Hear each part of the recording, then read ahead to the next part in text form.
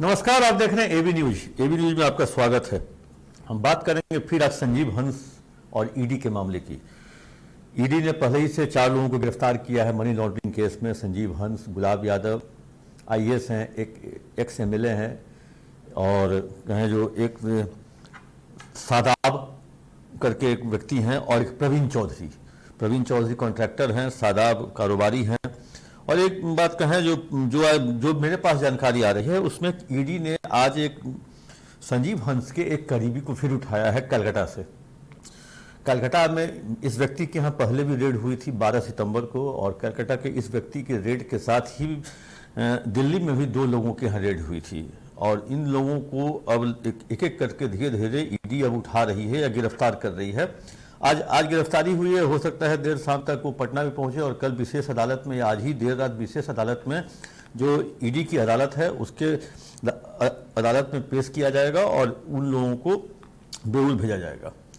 इसके बाद कहें जो ईडी संजीव हंस और गुलाब यादव को रिमांड पर लेने के लिए की तैयारी में है। उसकी वो डिमांड भी कर रही है। उन्होंने कोर्ट में आवेदन भी दे रखा है और इन लोगों को रिमांड पर लेकर के पूछताछ भी की जा सकती है। और कहीं से भी अभी तक ये जानकारी नहीं मिली है जो संजीव हंस का रिमांड ईडी को मिला है। आपको हम बता दें कलकत्ता से किस व्यक्ति को कलकत्ता से गिरफ्तार किया गया है। पुष्पराज, ये एक कारोबारी हैं। इनका संबंध संजीव हंस के साथ है, लेन देन का है। गुलाब यादव के साथ भी है। दोनों के साथ इनका कैश का ट्रांसफर का, पैसे के लेन देन के सबूत ईडी को मिले थे। जब 12 सितंबर को जब रेड हुआ था तब उस दौरान कुछ लेन देन भी मिले थे और के कागजात मिले थे, और कुछ बैंक के ट्रांजैक्शन के भी कागजात मिले थे गुलाब यादव और संजीव हंस के द्वारा। उसी दिन दिल्ली में विपुल बंसल और एसके खान के यहाँ रेड हुआ था। और विपुल बंसल भी कारोबारी हैं, एसके खान भी कारोबारी हैं। तो कहीं ना कहीं से एक तरह से कहें जो अब इन लोगों के सीए की तलाश हो रही है, क्योंकि इतना बड़ा रैकेट है, इतना बड़ा कहे जो कामकाज है, ये कामकाज बिना किसी सीए के नहीं होगा। लेकिन सीए की भी तलाश जारी है। ईडी के रडार पे, मतलब इस सारे नेक्सस के एक सीए का भी को भी तलाशा जा रहा है। विपुल बंसल के यहाँ भी रेड हुआ था। अब जैसे जैसे रेड होता गया उसके बाद गिरफ्तारियां भी होती गई। जुलाई से लेकर सितंबर तक में जितनी भी रेड हुए, गुलाब यादव के यहाँ, संजीव हंस के यहाँ, प्रवीण चौधरी के यहाँ और सादाब खान के यहाँ रेड का नाम नहीं आया था, लेकिन इन जो चार जो गिरफ्तार होकर जेल गए हैं उसमें से 3 के यहाँ ईडी का रेड हुआ था और तीनों को गिरफ्तार किया गया। चौथा भी 12 सितंबर को ईडी का रेड हुआ था पुष्पराज के यहाँ, उनको भी आज गिरफ्तार किया गया है। गिरफ्तार करके उनको विशेष अदालत, मतलब विशेष कोर्ट में पेश किया जाएगा। और 12 सितंबर को ही विपुल बंसल और एसके खान के यहाँ भी रेड हुआ था। तो ये अंदाजा लगाया जा रहा है जो अब अगला जो क्या टारगेट होगा ईडी का, वो विपुल बंसल और एसके खान, और वो टारगेट तभी और फुलफिल होगा जब ईडी के रिमांड पर संजीव हंस और गुलाब यादव आते हैं।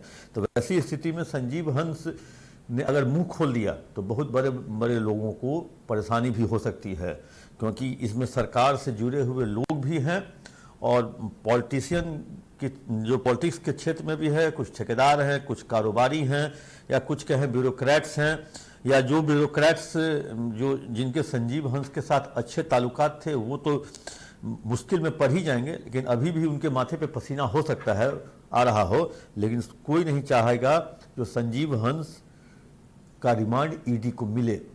और हो सकता है बिना रिमांड के ही लोग बेल पिटीशन के लिए मूव करें। तो वैसी स्थिति में अब संजीव हंस के राज उगलने से पहले ही बड़े बड़े लोगों की बोलती बंद हो गई है। एक तरह से एक सन्नाटा सा बिहार की ब्यूरोक्रेसी में छा गया है। कहें जो लोग एक दूसरे पर, कहें जो अब आज के डेट में कोई एक दूसरे पर विश्वास नहीं कर रहा है, जो आखिर किसके पास क्या जानकारी है, कौन किस रूप में हमारे अगल बगल सामने बैठा हुआ है, उस तरह से कोई, मतलब एक जगह ये कहें जो एक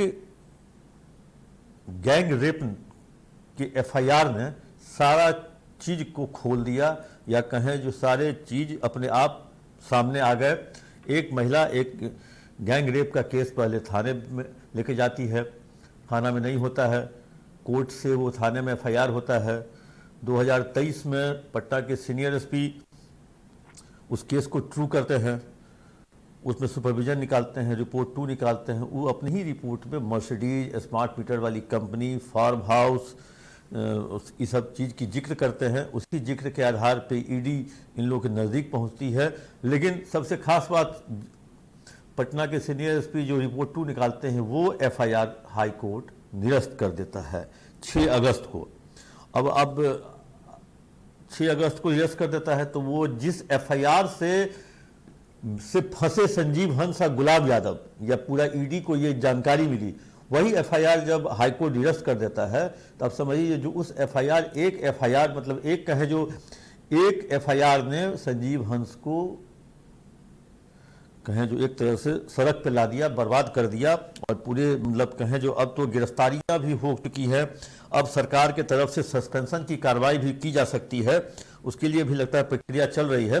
वैसी स्थिति में अब एक एक करके रोज गिरफ्तारी होगी और ईडी संजीव हंस से जुड़े हुए लोगों को जरूर खोज रही है, तलाश रही है, और ईडी की यह कार्रवाई लगातार चलती रहेगी। और हम लोगों को इंतजार करना है जो आखिर ईडी की अगली कार्रवाई क्या होती है, अगला स्टेप क्या ईडी उठाता है। और उसके बाद ये भी देखना होगा जो राज्य सरकार जिसके ये आईएएस अफसर हैं, मतलब कहें जो राज्य सरकार के पसंदीदा दुलरुआ है आईएएस अफसर हैं, क्योंकि इन्होंने यहाँ पे रहते हुए कई सारे बड़े विभाग में, अब उस विभाग के ही लोग जब गिरफ्तार हो गए, मतलब विभाग का काम जिस कंपनी ने किया उस कंपनी के लोग भी जब गिरफ्तार हुए, सिंगला कंस्ट्रक्शन, सिंगला के ही सुरेश सिंगला एफआईआर में है, गिरफ्तार नहीं है, माफ कीजिएगा, उन पर एफआईआर है। तो अब आप समझ सकते हैं जो उस विभाग में पहले से तैनात, इनके पहले के तैनात और इनके बाद में तैनात जो हुए हैं वो भी कहीं ना कहीं रडार पे होंगे, ईडी के रडार पे। हम ये पहले भी कह चुके थे, जो संजीव हंस अगर कहीं भी गए होंगे, पुल निर्माण निगम में गए या ऊर्जा में गए, तो उनसे पहले जो अधिकारी वहां रहे होंगे उनकी भी कारगुजारी वो जान गए होंगे। ऊर्जा में भी जब गए होंगे तो उनसे पहले जो वहां मौजूद होंगे उनकी कारगुजारी भी लोग जान गए होंगे। लघु जल संसाधन टाइप के, तो कहें जो हर चीज हर समय बिहार के एक एक व्यक्ति को या एक एक ब्यूरोक्रेट्स को दूसरे ब्यूरोक्रेट्स की हर जानकारी रहती है, और उसी जानकारी के लिए वो आधा समय निकालता है। और इस तरह की जानकारी इकट्ठा करने में लोगों को अच्छा भी लगता है और मन भी लगता है। और इसको कहते हैं आर्थिक ज्ञान बढ़ाना। लोग जनरल नॉलेज तो सब बढ़ाते हैं, लेकिन ये आर्थिक ज्ञान बढ़ाने के लिए बिहार के सत्ता के गलियारों में लोग हमेशा एक दूसरे के बारे में जानकारी एक दूसरे से आने वाले जाने वाले लोगों से लेते रहते हैं। इसी जानकारी का यह नतीजा निकला जो ईडी इतनी बड़ी कार्रवाई की। और ईडी के रडार पे, आज मैं फिर कह रहा हूँ, ईडी के रडार पे अभी कई और ऐसे अधिकारी हैं जो ईडी उनके नाम की चिट्ठी तो निकाल चुकी है, बस कार्रवाई करनी बाकी है। तब तक के लिए दीजिए इजाजत। कैसा लगा यह कार्यक्रम आप अपना कमेंट बॉक्स में जाकर जरूर दें।